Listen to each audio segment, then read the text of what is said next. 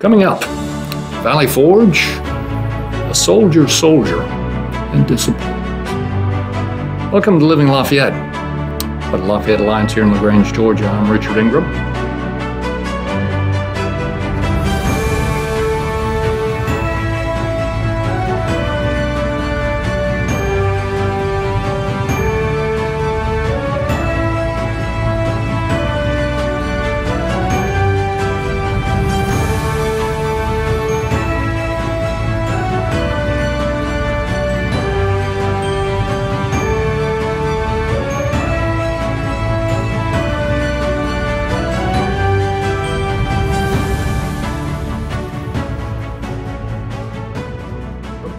And with me is Tony Privatera. I failed to mention him. He's been working with us just forever doing this podcast, and we appreciate his help. He's been in radio over 40 years and has written a book, Better Than Digging Ditches. And listen, I've read it, 600 pages. It's well written, and you need to get it. It's on Amazon, or you can go look up Tony and get it from him likewise. It's excellent. So, today we're going to talk about Lafayette and what he wanted. Lafayette had ambition. He wanted glory. And that was not just fame to get his name out there. It was to do something worthwhile, something with purpose, something that would benefit community for which he was recognized. That was the whole idea of glory, and that's what Lafayette wanted. He was a major general, but he didn't want to be a major general in rank only. He wanted command in order to achieve that ambition. Valley Forge is about 18 miles northwest of Philadelphia. It is as far northwest of Philadelphia as Brandywine is southwest. On October the 29th, 1777, Washington got his officers together and polled them. He wanted their opinion on where the Continental Army ought to establish winter quarters. Washington was criticized for this, for getting his officers together and polling them to try to get their opinions. Many people saw this as a weakness, that he was trying to achieve consensus. You remember Margaret Thatcher said, "Consensus is an abdication of leadership." My take is that it was nothing of the kind. Washington was trying to make the best decision, a logical decision, and whenever you bounce those ideas off other people, it tends to crystallize the ideas. And I think that's what Washington was doing. So he got his officers together and polled them. Lafayette was in favor of winter quarters at Wilmington, Delaware. But proximity to Philadelphia was important. That was, after all, where William Howe and the British Army was encamped. Valley Forge was on high ground, which meant men could be deployed readily. Valley Forge was south of the Schuylkill River, so supplies could be ferried in. So on December the 19th, 1777, Washington led his 12,000-man Continental Army into Valley Forge. They stayed there for 6 months until June 19th of the following year.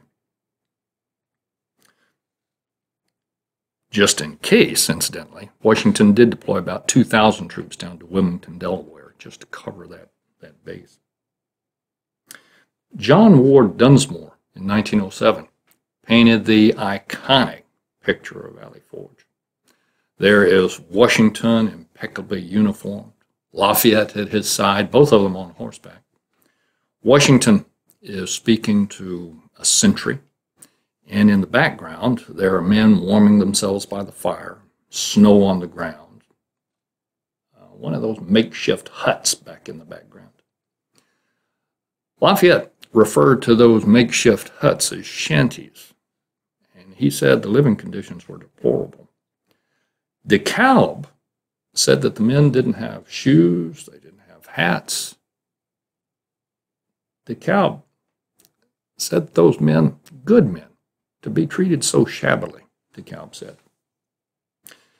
Surgeons amputated arms and legs, turned black by cold by frostbite. And some 2,000 men at Valley Forge died of disease, many of them from smallpox. It's interesting that Washington had ordered inoculation as far back as January of 1777 against smallpox. And now come to find out that 4,000 men at Valley Forge had not been inoculated. So Washington ordered it so.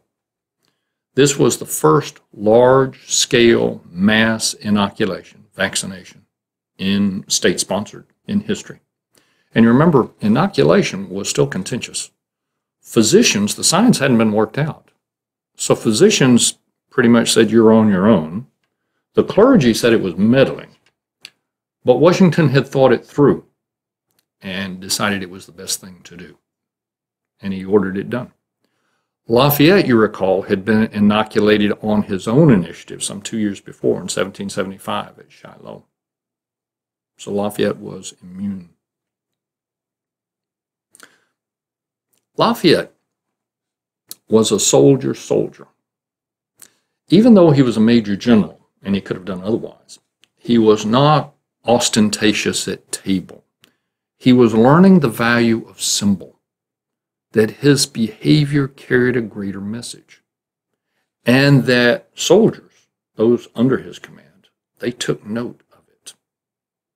Lafayette also wrote a flurry of letters to Congress, asking them for food and clothing for his men. Lafayette spent his own money for those things for his men, and they were aware of that. Lafayette also wrote Washington to suggest organization options for the Continental Army. And of course, Washington had solicited these, well, unsolicited. And Lafayette also made suggestions about discipline. Lafayette was very much in favor of discipline, but he thought it ought to be a bottom-up rather than a top-down affair. That officers ought to be the ones to mete out discipline. And Lafayette thought that the court-martial was used much too much. And of course, the court-martial was after the British, after the British ritual of talk, Lafayette said, and rhetoric and lawyers. Lafayette thought that they ought to launch a court-martial only in the event that life were involved, or long imprisonment or honor, that otherwise the officers ought to mete out punishment. Lafayette at Valley Forge came closer, got to be closer friends with DeKalb. Lafayette was impressed more and more with Washington, admired his stoic attitude, admired his courage. Lafayette wanted to be like him in that way. DeKalb was a little more hesitant as far as Washington's concerned, didn't think that he was the best commander, and a lot of that was because Washington solicited opinions from his officers about what options to pursue. DeKalb thought that it was weakness, that Washington ought to rely more on his own intuitions, which likely said as much more about DeKalb as it did really about Washington. But DeKalb had no question about Washington's dedication to the cause or about Washington's integrity. None. And DeKalb wrote about his relationship with Lafayette and Washington. DeKalb said that every time he met Lafayette, Lafayette was cordial, he was smiling, he was always in good spirits. DeKalb enjoyed being around Lafayette. And DeKalb wished that all the French officers were like Lafayette. And DeKalb also commented that DeKalb, he was on good terms with Washington, and Washington had no qualms with him. So DeKalb, in that Teutonic attitude, really enjoyed Lafayette's company and did indeed admire Washington. There were those, however, in the Continental Army who did not admire Washington, one of whom was Thomas Conway. Conway would have liked very much for Washington to have been replaced as commander-in-chief, by Horatio Gates particularly. Horatio Gates was president of the Board of War, which was a newly established entity established by the Continental Congress. Conway's thinking was that if he could make friends with Lafayette, if he could saddle up to Lafayette, that friendship, people would know about that, because Lafayette was admired in the Continental Army. He was respected. And if Thomas Conway were seen as Lafayette's friend, that could undermine Washington's authority. So Conway worked with the Board of War, and they decided that it was time for another incursion into Canada to try to capture Canada. This had already been attempted back in 1775, some 2 years ago, and failed. Benedict Arnold was part of that. Alexander McDougall was part of that. The effort to capture Quebec, and it failed miserably. But now the Board of War decided that it was time to try it again, and the Board of War decided that Lafayette ought to be the commander. Horatio Gates, as president of the Board of War, knew that that would appeal to Lafayette's ambitions, to his vanity, and Thomas Conway would be the second in command. So that would give Conway opportunity to saddle up to Lafayette, to try to make friends with him, to be seen as a duo working together. On January 22nd, 1778, Henry Lawrence, who was president of the Continental Congress, wrote a letter to Lafayette and told Lafayette about this project. Told Lafayette that the Board of War was planning on an incursion into Canada to capture Montreal, that Lafayette would be the commander, and that Thomas Conway would be second in command.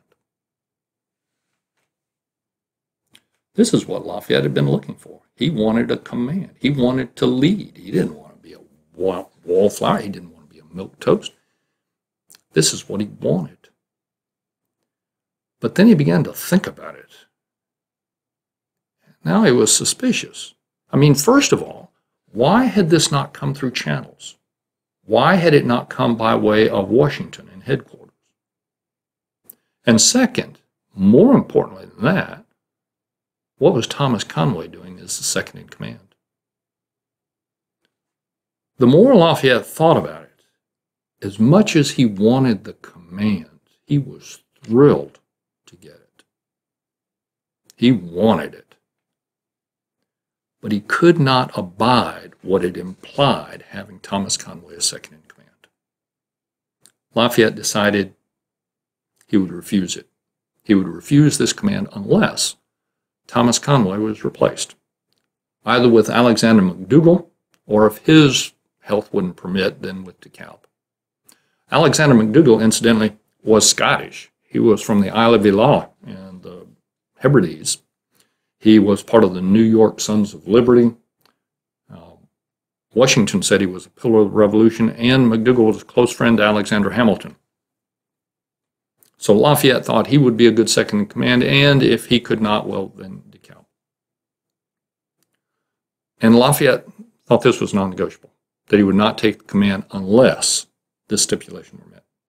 So Lafayette, inveterate letter writer that he was, sat down and wrote a letter to Henry Lawrence, outlining. He appreciated the recognition, he appreciated the opportunity. However, Thomas Conway, as second in command, would not do.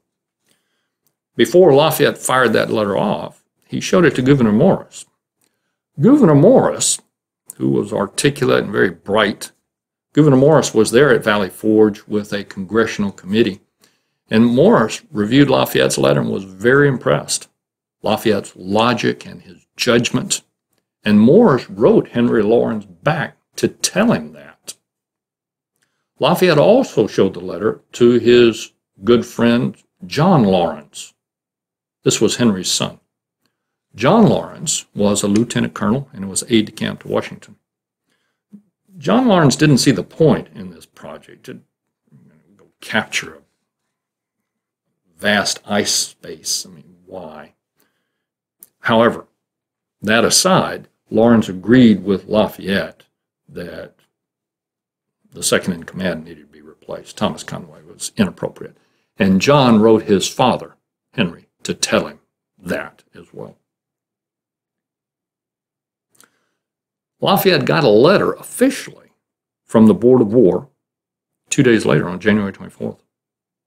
And in it, Horatio Gates, as president of the Board of War, told Lafayette, this is your chance. You will be commander of this force going to capture Montreal, and Thomas Conway will be your second in command.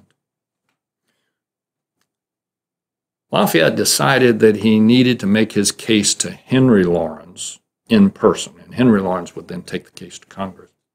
So Lafayette decided he needed to go to York, Pennsylvania, where the Continental Congress was seated at the time. So obviously Lafayette agreed with Truman. Some things you just need to see eyeball to eyeball and talk it through, that a letter won't do. That same day, interestingly, Horatio Gates asked Washington what his opinion was of this Canadian incursion. This is the first time Washington really been exposed to it. And Washington replied that he could offer no opinion because he didn't know the details. He didn't know the object of the project. But he hoped that it was a success because it might further the American Revolution and because someone for whom he had great esteem was involved, and that was Lafayette.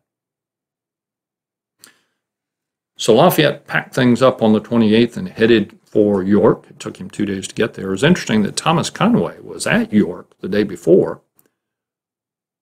Maybe sensing a rumble afoot, he headed for Albany, which is where all the troops were going to muster before they headed to Canada. Lafayette spent the first day entirely with Henry Lawrence, making his case. Lawrence at first had been supportive of Thomas Conway, thought Conway was courageous, thought that he was dedicated, but now here he had evidence from his son John, who had written him, and now from Lafayette. Lafayette told Henry, pull no punches. Lafayette said, Thomas Conway is out for himself. Everybody in their way has their own agenda. But sometimes that agenda is at the other person's risk. So Lafayette made the point that Thomas Conway would sacrifice truth, honor, everything for his own advantage. And he persuaded Henry Lawrence to that effect. The day after, Henry Lawrence went to the Continental Congress and made the case. And that evening, Lafayette met with the Board of War. There was Horatio Gates, who was the president. Richard Peters was secretary. And then there was Francis Lightfoot Lee, of the legendary Virginia Lees, and William Duer. William Duer was a New York congressman, spoke fluent French. He was one of those, you recall, one of the two who met Lafayette in front of the Philadelphia State House when Lafayette first arrived. The other was James Lovell, who spoke fluent French as well. By the end of the evening, Lafayette was convinced that he had persuaded the Board of War to his way of thinking, all except for William Duer. Duer was a little bit reserved. But the Board of War told Lafayette, you will have waiting for you at Albany 2,500 men, food, clothing, $2 million in paper money, sleighs to get across the snow, and Stark. So, this general of Bunker Hill fame would have burned British ships that might impede your progress to capture Montreal. And the Board of War added, your choice. Thomas Conway will not be your second in command, and you decide, McDougall or DeKalb, whichever works out, your call. Lafayette was delighted. And Lafayette did a very simple thing, and this, again, symbolic. And it was a courageous thing, but it also pointed out to the Board of War exactly where Lafayette stood. It didn't equivocate. Lafayette raised his glass in a toast to the Commander-in-Chief, George Washington. First of all, it told the board exactly where his footing was.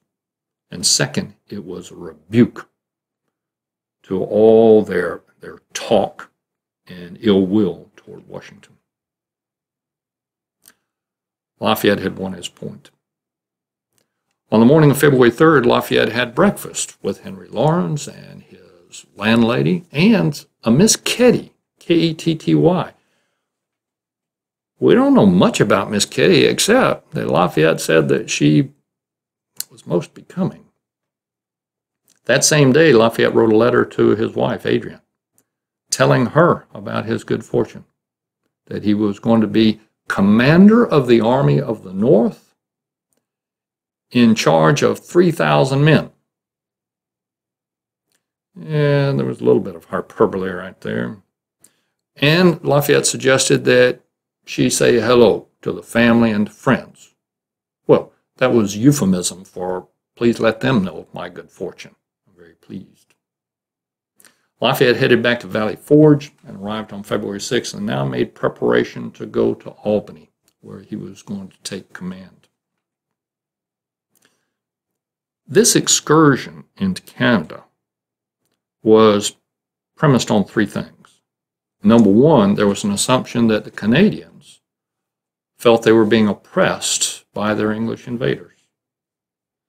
Second, that whenever the Continental Army showed up in Canada with all these French officers, that they, the Canadians, would rise up to join the Continental Army. And third, there was an assumption that the English army, they were demoralized, and that resistance would be futile, that resistance would just be meager. Lafayette was to be disappointed on that account. This is what Lafayette wanted, a command to lead men, to have opportunity, and here it was.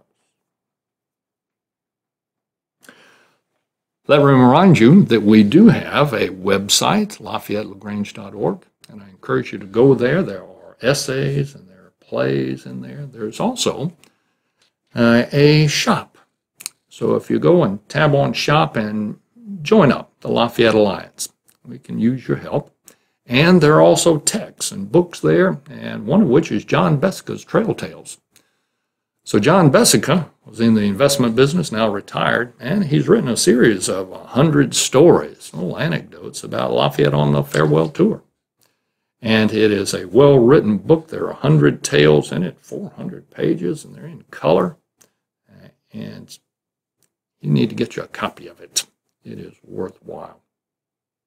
Many of you, I know, follow my attire from episode to episode, and you'll notice that I'm not wearing the Lafayette bow tie today. This is the Alexander Hamilton bow tie, and it is distinctive in that way. No, I did not buy it with the Alexander Hamilton label on it. I gave it that name. It looks like Alexander Hamilton to me. I have been asked why I wear a bow tie. I will point out to you that I have been described as comely, a curly-headed, comely individual. So whatever diverges attention from that comely facade works for me. The bow tie, and tied by my own hands, I might add. I encourage you to take up bow ties as well. I'm also encouraging you to take up some new words and phrases. One is to be a Lafayetteonian. You have to practice that a little bit because it comes typically off the tongue. You remember, most folks who admire Lafayette are called Fayetteists. Isn't that sort of a weasel word? I mean, it's just weak. It has no power to it. I mean, if you're saddling up to a microphone and you want to drop down into some resonant registers, it's hard to do when you say Fayettist. On the other hand, Lafayetteonian makes the point. Let us be Lafayetteonians. Now, there's another thing. Whenever you're about to do something exciting, something that is fun to do, let's Lafayette. There's an official definition for that phrase. People working together as equals, cooperatively, toward common purpose that benefits community. Let's Lafayette. So work those into your vocabulary. Find out ways to do them. Don't worry about what other people say or what they think whenever you drop that phrase, let's Lafayette. Just move on, as though it were just natural and they ought to do it too. Lafayetteonian, the same thing. I'm a Lafayettonian. Now let's go to lunch. This is Living Lafayette. Discover, to inform, to entertain. Until next time.